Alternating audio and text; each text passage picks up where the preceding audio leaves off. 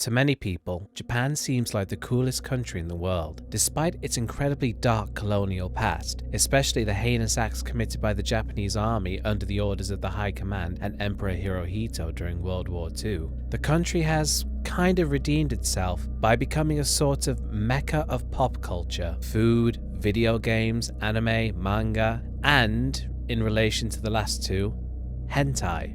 It also boasts one of the lowest crime rates in the world, with it having the lowest number of intentional homicides out of any country. That said, crime does still exist in Japan. The Yakuza are one of the world's largest criminal organizations and have existed in one form or another for over 400 years.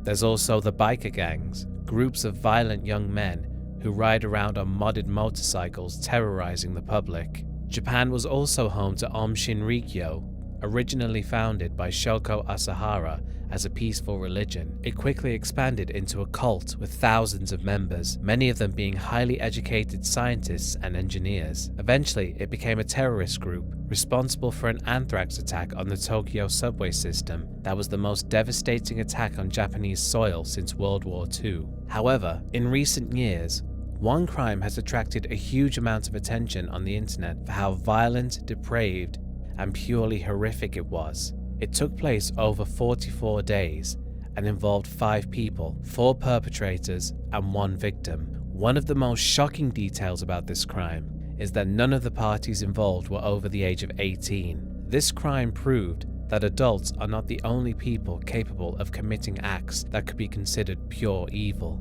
The incident would go on to be one of the most infamous in Japanese history, and today we'll be discussing it. This is the story of Junko Furuta and her killers.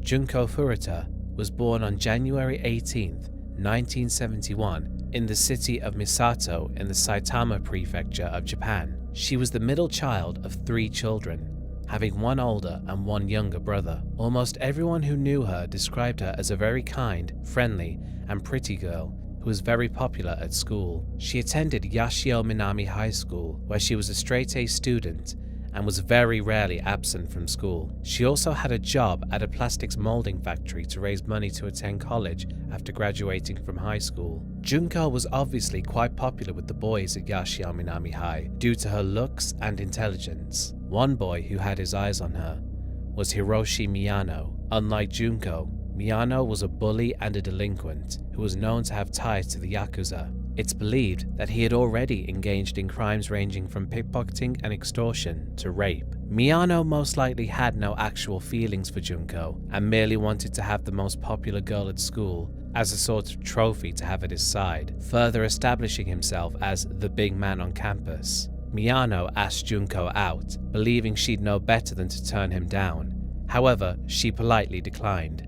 Miyano, enraged that Junko would turn him down, knowing full well of his Yakuza connections, would not take no for an answer. A few days later, he would launch a plan to make her pay for rejecting him.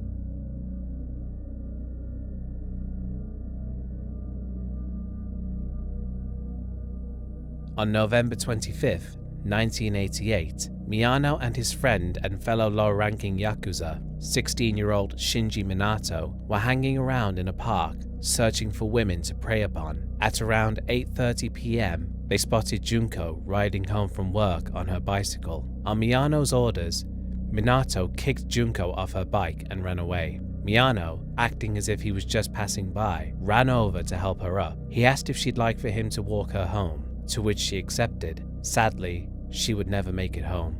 Miyano led her to an abandoned warehouse. After dragging her inside, he threatened to kill her and her family if she made a sound. He then took her to a hotel where he called Minato and his other friends, Joe Ogura and Yasushi Watanabe, and bragged about what he had just done. Ogura told Miyano that they should keep Junko captive. At 3 a.m., Miyano took her to a park where his friends were waiting. After finding out her home address from her notebook, the boys told her that they knew where she lived, and if she attempted to escape, the Yakuza would kill her family. The boys then took her to a house owned by Shinji Minato's parents, which became their main hideout. 2 days after her disappearance, Junko's parents filed a missing persons report with the police. After learning about this, the boys forced Junko to call her parents and tell them that she had run away but was safe and staying with friends. Because of this, the boys knew the police would stop looking for her. With her parents and the police out of the way, the boys were now free to put Junko through an experience which would reach new levels of depravity.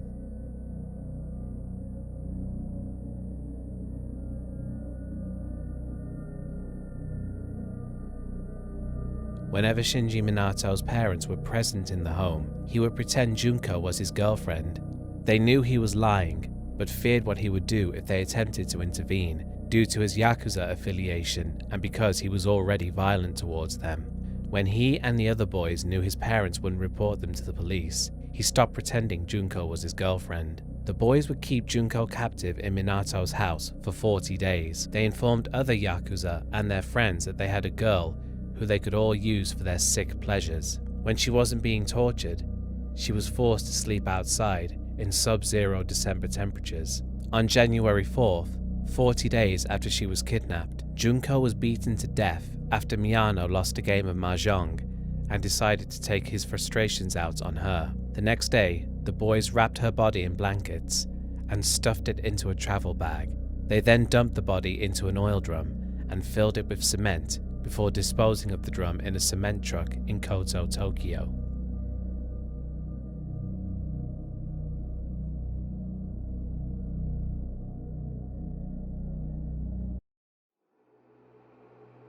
On January 23rd, almost 3 weeks after Junko's death, Hiroshi Miyano and Joe Ogura were arrested for the rape of a 19-year-old girl whom they kidnapped in December during the time when Junko was being held captive. 2 months later, the police came to question them about another crime after they had found women's underwear while searching both of their addresses. Miyano was convinced that the police had figured out that he was involved in the murder of Junko Furuta and, believing that Ogura had already confessed to the crime, told the police where to find the body. However, the police were actually interrogating him over the murder of a woman and her 7-year-old son that had actually occurred over a week before the boys kidnapped Junko. That case has reportedly never been solved.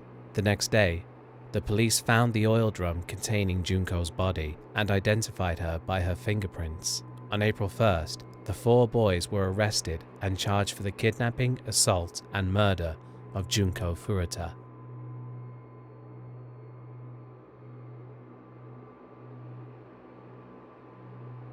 Upon their arrest, the boys' names were withheld from the public due to them being minors. As such, they were referred to as A, B, C, and D. However, some journalists discovered their names and, believing the boys did not deserve anonymity, published them in newspapers and magazines. For whatever reason, Joe Ogura's eyes appear to have never been covered in any of the images I've found. Perhaps maybe even the police didn't think he deserved to have his identity completely hidden. Rather than confess to murder, the boys pled guilty to committing bodily injury that resulted in death. Hiroshi Miyano, the boy who had been turned down by Junko, had initiated the attack on her, kidnapped her, and who was considered to be the leader of the 4 boys, was sentenced to 17 years in prison. He attempted to appeal this sentence, but was unsuccessful and received an extra 3 years, bringing the total to 20 years, the maximum sentence for a minor. Shinji Minato was originally only given a 4 to 6 year sentence, but the judge extended this to 5 to 9 years after a failed appeal.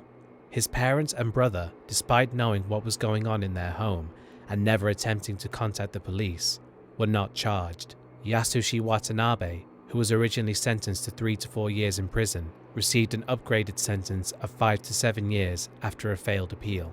Joe Ogura was sentenced to 8 years in prison. Naturally, the public were outraged by the sentences given to the boys, believing that they were far too light and that the boys should have all been jailed for the rest of their lives. Junko's parents filed a civil suit against the parents of the 4 boys, which they successfully won. Hiroshi Miyano's parents were ordered to pay 50 million yen, leading to them having to sell their home.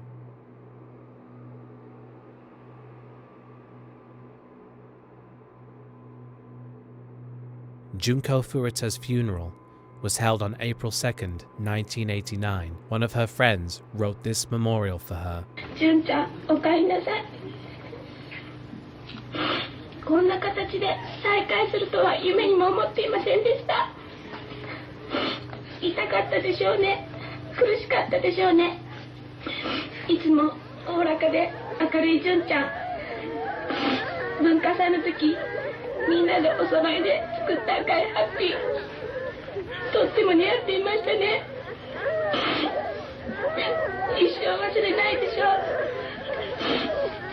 う。校長先生が特別に卒業証書を書いてくださったそうですね。これで3年8組47名みんなで卒業できました。純ちゃん、お辛いことも苦しいこともありません。安らかに眠ってください。 At her graduation, Junko's school principal presented her with a high school diploma, which was given to her parents.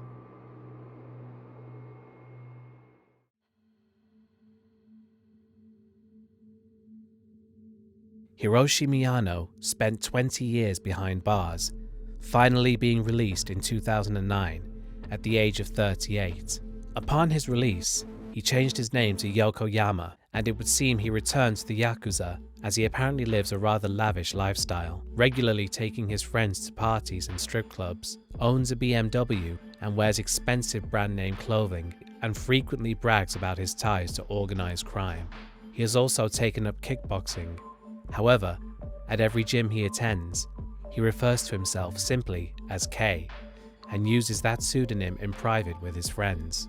In this magazine article, it's revealed that he tries to hide his involvement with what happened to Junko. The person being interviewed stated that he suspected K was really Hiroshi Miyano after seeing the resemblance between him and this photo. This suspicion was reinforced by K's sudden 2-week disappearance after it was reported that Miyano was arrested for fraud in 2013, but released due to lack of evidence. The interviewee also stated that he had asked K outright if he was Hiroshi Miyano, and said that he immediately went pale upon being asked this. The following day, they lost all contact with K, and he completely vanished. There's been no word on him since 2013, but it would seem that despite boasting about his Yakuza ties, he's afraid of people finding out about his past. Joe Ogura was released from prison in 1999 and apparently found a job at a computer firm after learning some IT skills. However, he was fired after his co-workers learned of his involvement with Junko's death. Realizing that he would never escape his violent past, he joined a gang and would regularly brag about what he did to Junko. When I was a boy, I went to jail for 10 years. I had put a girl in confinement, and one day, when I came back to the house from when I went out to play, the girl was dead. So I lit a cigarette and put it next to her nose, and the smoke didn't move at all. That's how I knew she was dead. A year after this quote, Ogura would go on to kidnap and beat one of the gang members he bragged about this to. On May 19, 2004, Ogura beat Takatoshi Isono, one of the members of his gang, on the street and threatened him with a bat. He then kidnapped Isono and drove 40 minutes away to Misato City, where he said the following while beating the man: "You're the one who took my woman. I'll kill you. I have killed before." He allegedly beat Isono for 4 hours. He was arrested for the attack and sentenced to 7 years in prison. It's also been reported that he squandered his father's savings, which was meant to be paid to Junko's family as part of the civil suit, spending it on luxury items for himself. His mother had also vandalized Junko's grave, saying that she had ruined her son's life. Shinji Minato was released between 1994 and 1998. Since his release, he has lived with his mother and has never worked. For many years, he remained out of the spotlight, but in 2018, he was arrested after assaulting and attempting to kill a man. After being arrested, he had the following to say about his former life in prison for Junko's murder: "Prison is nothing but hardships, and is not an environment where I can confront my past crimes.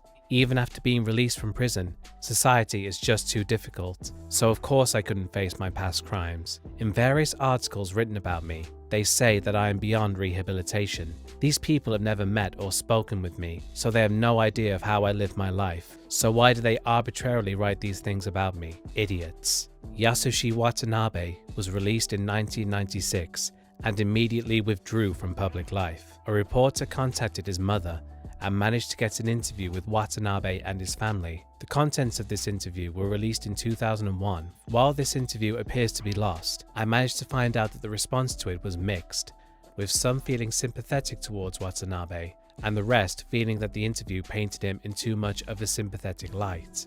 It's believed that Watanabe showed regret for his involvement in Junko's death. The fact that he's the only one of the 4 boys who hasn't been arrested again since being released certainly does suggest that he chose to leave his criminal past behind and tried to live something resembling a normal life.